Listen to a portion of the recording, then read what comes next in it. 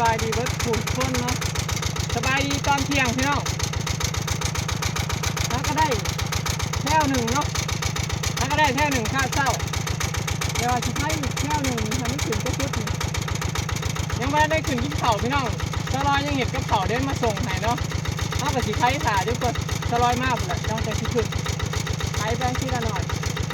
คอยเหนื่อยเป็นไรหลายคนเปลี่ยนกันเนาะเอาเล่บ่าวพอนไส้พี่น้องเดี๋ยวนี้ต้องเอิ้นพอนบ่าวพอนไส้เด้เป็นบ่าวแล้วไปลุยข่าวสลอยมากนะไข่หน้าขาเรากำลังเห็นกับข่าว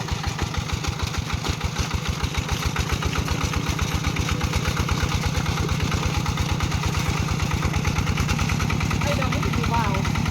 หน้าจะไปเลยจะให้หน้าได้ก่อน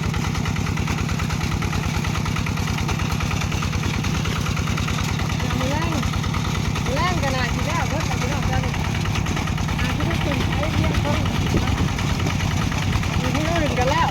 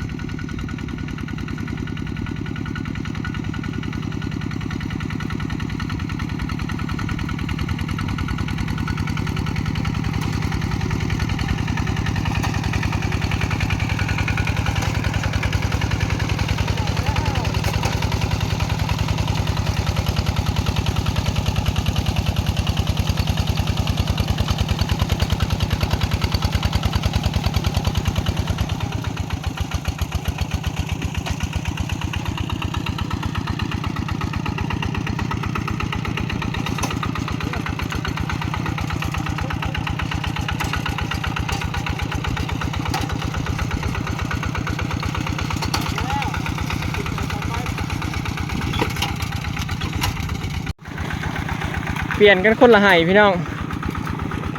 ไทยเกินนั่นน่ะเมื่อยเนาะเปลี่ยนกันคนละไห้2ไห้มันจะบ่เมื่อย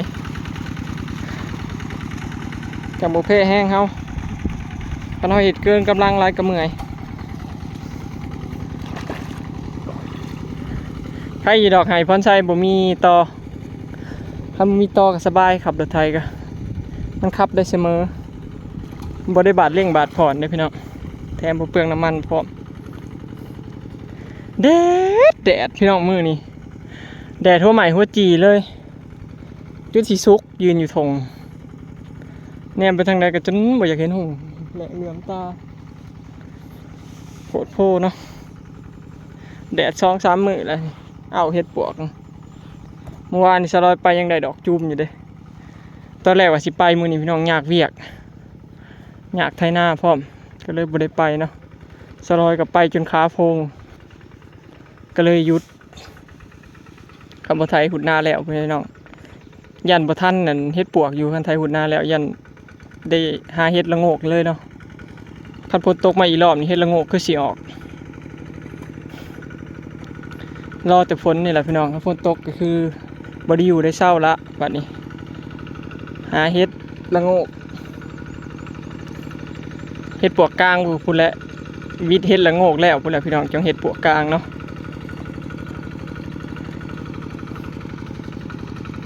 เฮ็ดกับบ่มีแหละพี่น้องว่าอยากซื้อน้ำข้าวเจ้าแส่ซองฟิตกับบ่มีเลยเด้ส่วนลายมันออกกับคนหาหลายไผกับพ่อแต่ได้กินหั่นนะเพราะก็ไผก็มีเลยว่าพ่อแต่ได้กินหั่นนะกินแล้วข้าวเจ้าก็แบบแช่แข็งไว้กินยามดำหน้าจังซี่นะไผก็ได้หลายสิไผก็บ่ขายหั่นน่ะบ่ค่อยมีคนขายเฮ็ดพี่น้องปีนมีแต่คนเอาไว้กินเองสู้ๆใส่ขนาดเท่าใส่หมวกยังห่อนแพงเนาะพี่น้องเพราะใส่บ่แพงบ่ให้เว้าเพื่อแล้วสิบ่เคี้ยวผู้บ่ได้หายลายหายเติบเลยเด้พี่น้องนี่โอ้สุดโอเคเนาะพี่น้องถือว่าได้ลายเติบเนาะขาดเสามื้อนี้ลงมาสวยแน่ได้สำนีก็ถือว่าโอเคแล้วเนาะลงมาไทยหุดหน้ายามแรงพี่น้องเนาะรอบบ่ายขนฝุ่นลงมาแล้วก็ได้มาปาดพี่น้องปาดฝุ่นออกแต่กระสอบเนาะเอาทิ่มเบิดกระสอบเด้ปาดออกกับจังไทยเนาะคันเฮาสิทิ่มไว้ตอนตั้งแต่แก่มันปัดย่านฝุ่นมันนำฝนตกมันไหลลงเบิดให้พี่น้องก็เลยบ่ได้มาเฮ็ดตอนนี้เนาะมันจังได้ฝุ่นเต็มบ่ได้ไทยขึ้นมาเอาไทยขึ้นมาหาก็ฮอดนี่พี่น้องมื้อนี้ก็น่าสิขึ้นมาฮอดเรียนนี่แหละสิไทยขึ้นมาฮอดเรียนนี่ก็พอเนาะมื้อหน้าจักสิต่อใหม่ไล่เรียนนี่ขึ้นไปเลยพุ่นจนฮอดบ่อนกระสอบขาวพุ่นน่ะรอบค่ำยายรวยลงมานำเด้ถึงใส่ลงมาตัดกระสอบบ่ปลาลานมาบ่ยาย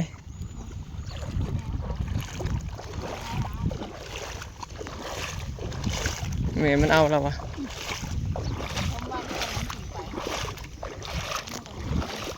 แล้วมันก็เปื่อยไปดอกกระสอบหึงไป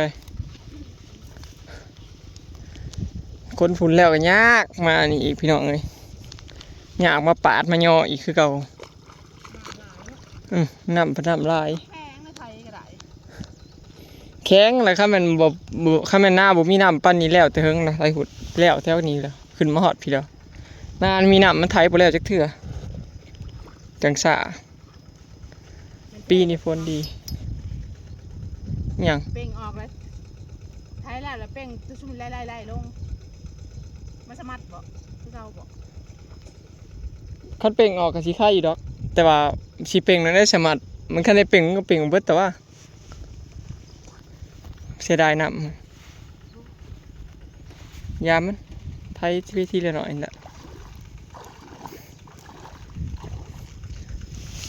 หน้าเฮาก็เลี้ยงบนพอใจนะพี่น้องขึ้นไปพี่เนาะพูดขึ้นไปหอดบอลกระสอบสีขาวนะแต่ก็โง่มาพี่ตามต้นไม้นะ ฮอดกกกระทินโง่พี่ฮอดบ่อนต่อแล้วก็โง่มาฮอดนี่จังแล้วนะพี่น้องเหลืออีกถ้าก็ได้ครึ่งหนึงเนาะไทยนาถ้าก็ได้ครึ่งอีก2 มื้อก็น่าสิแล้วไทยหุ่นนาอีก2 มื้อเนาะเดี๋ยวขอตัวไปตัดกระสอบก่อนพี่น้องวันนี้พี่น้องปีนี้ใส่ฝุ่นลายเด้แต่ละปีเนี่ยไห้แถวนี้นะบ่มีฝุ่นเลยบ่ได้เคยใส่ฝุ่นเลยปีนี้เลยก็เลยลงทุนใส่ฝุ่นเนาะพังเบิ่งว่าปีนี้มันสิงามบ่ถ้าฝนดีเดี๋ยวนี้ก็แถมมีฝุ่นก็คือสิงามอยู่เขาคือสิได้หลายกว่าเก่าอยู่ฝุ่นขี้งัวขี้หมูนะอยู่ดุมเหมือนน้ำพีลงป่าบ่แม่นแหละจะเอาพีลงป่า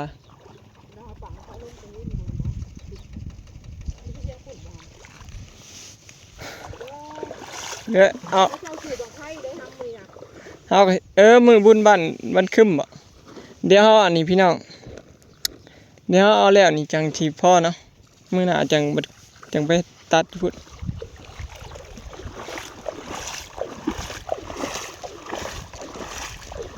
เดี๋ยวไปไถนายามแรงก่อนพี่น้องวันนี้เนาะไปเปลี่ยนเบาเล่ก่อนคลิปนี้ก็สิได้จบไปสำนี้เด้อเนาะไปแล้วสบายดีโอ้ยบังไฟขึ้นพูเห็นบ่พี่น้องปุ่นปูโอ้บังไฟขึ้นแล้วหอยตะหอยบุญบังไฟพี่น้องบ้านไก่นี่แหละบ่ไกลปานใดบ้านเจสีพี่น้องบุญบังไฟบ้านเจสีเฉพาะเสียงยังแตกตุ่มบังไฟแตก